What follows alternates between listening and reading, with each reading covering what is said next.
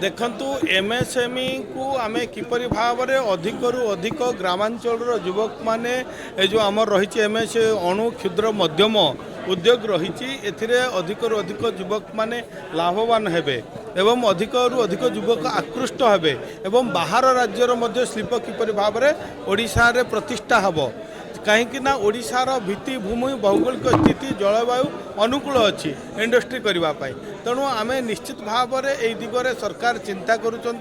आगामी दिन में जो विकसित ओडिशा हम शिल्प एवं आमर जो विभाग रही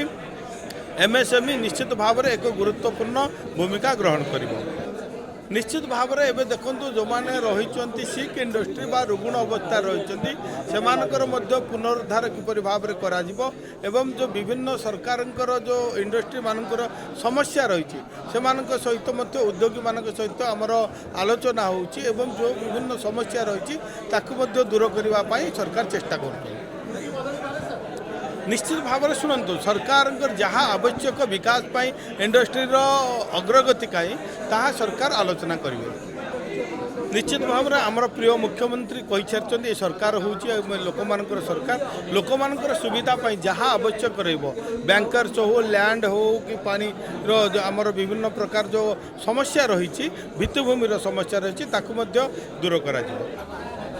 किंतु आज ओस्मीर 38तम एनुअल कन्वेंशन थिला जो राज्यपाल मुख्य अतिथि भावे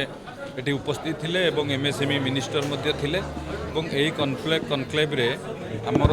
एमएसएमई कथा कहते आमे समस्त जानिचे गोटे विकसित राज्य गठन करने को हेले निश्चित भाव में एमएसएमई क्षेत्र विकास दरकार एवं एमएसएमई गोटे क्षेत्र जोटी अर्थनीति अभिवृद्धि हो पारिबो ता सहित निजुक्ति उत्पादन मध्य से एमएसएमई रु हो पारिबो जोटा कि एम्प्लॉयमेंट पोटेंशियल आमे कहूचे तो निश्चित भाव में विकसित ओडिशा पई एमएसएमई क्षेत्र विकास आवश्यकता अच्छी एवं सरकार तरफ जो प्रोत्साहित करा जाउची विभिन्न प्रकार सब्सिडी दिया जाउची से कैपिटल इन्वेस्टमेंट कथा हो आपणकर विभिन्न एसजीएसटी सब्सिडी हो एसजीएसटी रिएम्बर्समेंट हो विभिन्न प्रकार सब्सिडी दिया जाउची एवं आमर ओडिया युवक युवती माने अवेयरनेस हवा दरकार एंटरप्रेन्योर हवा दरकार हेले एवं एमएसएमई क्षेत्र में आम अधिकरु अधिक जदि एमएसएमई इंडस्ट्री हो पार निश्चित भाव में आम राज्य एक प्रगतिशील राज्य एमएसएमई क्षेत्र में हो पार एवं मान्यवर आपन जो कथा कहते मान्यवर राज्यपाल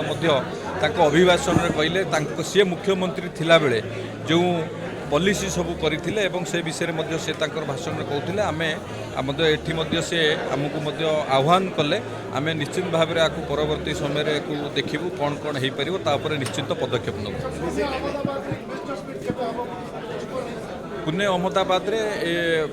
बहुत वर्षा हवा कारण अहमदाबाद रे ताको पोस्टपोन करागला आगामी दिन में जब निश्चिंत हम धार्य करागला आपण मानक सूचना दिया।